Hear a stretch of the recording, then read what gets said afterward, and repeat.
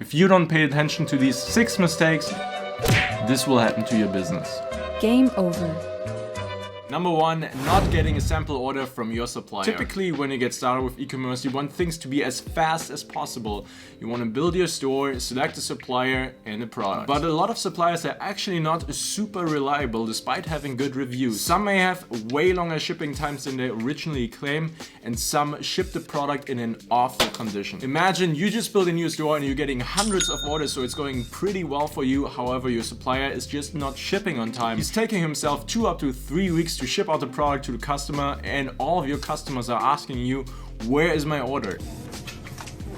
This can be easily avoided by getting a few sample orders from different suppliers, and then you just pick the best one. Number 2, not constantly testing new audiences on Facebook ads. When I started my last store, I was getting amazing returns on 3 up to 4 ad sets on Facebook ads. On these 3 to 4 ad sets, I was getting ROAS from 4 up to 6, which is really good. And it means that I'm getting 4 up to 6 times the return of the amount of money that I'm spending on Facebook ads. The big issue here is that the performance of an ad set is declining over time, which is why it's super important that you constantly testing new audiences. And overall, the secret to success with Facebook ads is to constantly keep on testing new audiences in ad sets. If you don't know which audience to target next, just keep on building new lookalikes. You can build lookalikes for purchases, customers, customer lists, website visitors, and so many more. In case you're really interested about Facebook ads, make sure to watch my Facebook ads tutorial that's linked in the description. Point number 3 is having only one ad creative. This point is very similar to the one before. Over time, the performance of your ad creative will slowly decline. Because what Facebook and Instagram are doing is they are showing the same ads to the same people over and over again.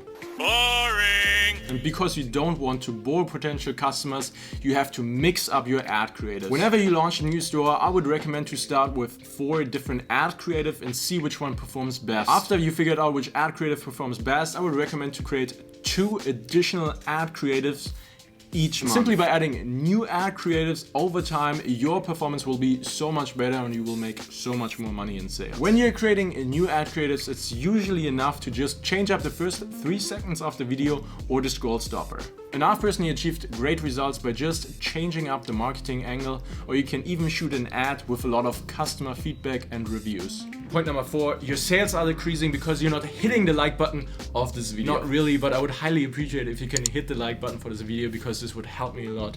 Thank you so much, guys. Point number 5 is doing dropshipping from China and therefore having really long shipping times. When you test a new product with a new store to see if it's working or not, it's okay to do dropshipping from China for maybe 1 up to 2 weeks max. But after you've successfully verified that your product is making sales, I would definitely recommend you to switch up your logistics. And you have 2 options to do this. However, the second option is much better if it's possible for you at this time.